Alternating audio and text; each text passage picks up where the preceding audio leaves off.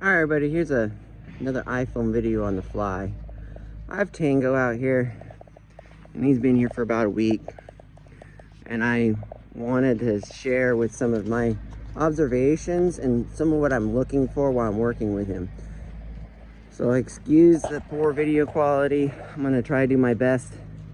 But I felt this was important. Like, I haven't been able to edit his evaluation video, which is crazy, actually.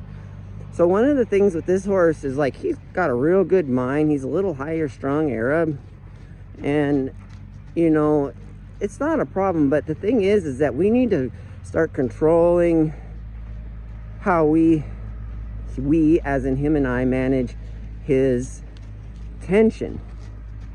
One of the ways we do that is watching his body. Now, I'm not going to focus on trying to make his body better, because mentally, emotionally is going to show me the results of his body working better, if that makes sense. In other words, if he's pretty good moving around for me and understand and is focused, his body's going to naturally move better, especially if I encourage it. So what I want you to look at, like, the easiest place, there's a lot more to it, but the easiest place is we're going to watch his neck here a little bit. Hopefully the video will show it. Hopefully you'll be able to see on the video. But when he gets tense, it's like asking the canter, because he's pretty good at tenseness. See his lower neck? His lower neck is kind of bulging. So what he's doing is he's like stiffening up his neck, using those lower muscles and tightening up his back. And you can see a little bit in his spine. The muscles in his back aren't moving. They're not elastic. So I want to see that change in the canter. And where he can do it, he's not the greatest at it, and he's a little distracted with the tractor. That's why I'm doing this video now, because if I bring him down to a trot there, you see the change in his neck, see the change in his back. And it's not staying, and it's not perfect, but it's a change. It's in the direction that we need to go. His back got a little more elastic, and if we wait for it here, he'll relax that lower muscle there. Just a second. He'll relax that neck down, and he'll start coming through from behind like we want. Now, before I even ride him, we need to have this at least somewhat better, or we're gonna set ourselves up for failure, or create a horse that's gonna remain tense when we ride him, and that's just no fun. Not for him, not for me. I'm gonna walk through the barrels here. Oh, never mind, he's got to record him pooping here. Let him walk through the barrels, because that's one of the projects we're working on. There you see his neck. We'll switch directions and see if we take the mane out of the equation, if it's easier to see. So see, that bottom muscle is a little bit tense. There, it's kind of bulging out. So we're gonna look for him. There's a moment, like, can you kind of reach down, shake his head a little bit or whatever, because he's still a little wound up. It just came out, and he kind of starts this way, but we're going to encourage him to, there's a little bit, like there. See, he's starting to stay a little bit more. I want to see, I don't want to see too much on that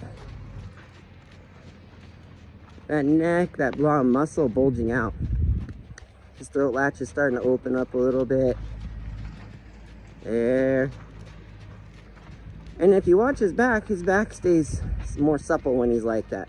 So let's ask the canter. Yeah, there. Well, no, we're going to wait a minute. All right, now we'll ask for that canter. And we're off to the races.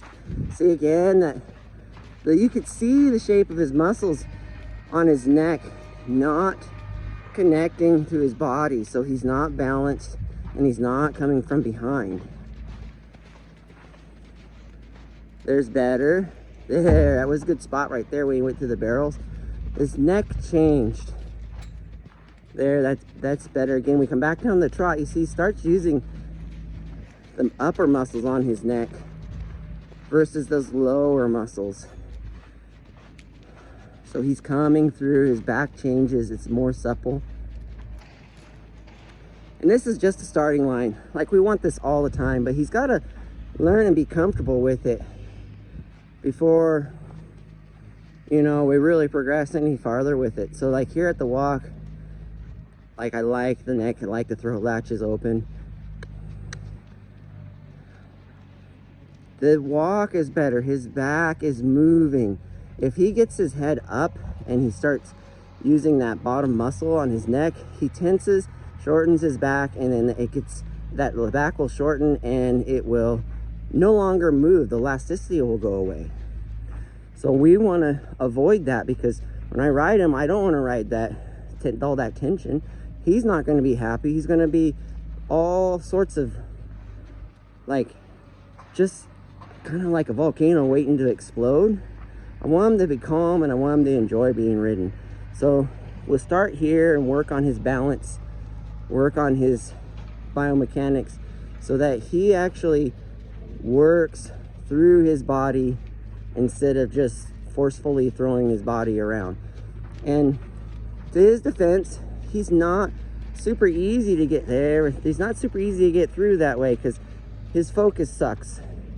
Like, he's really talented, but like, he's always somewhere else. So that's why I'm doing some other things with him. That's why for this video, like, you see, I have those barrels over there for him to go through, because it creates a little bit of focus. He gets a reward, and then it gives him more reason to put the energy on me.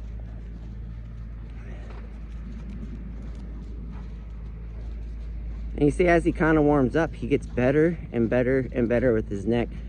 And I know his head's really low now, but he can do it with it up.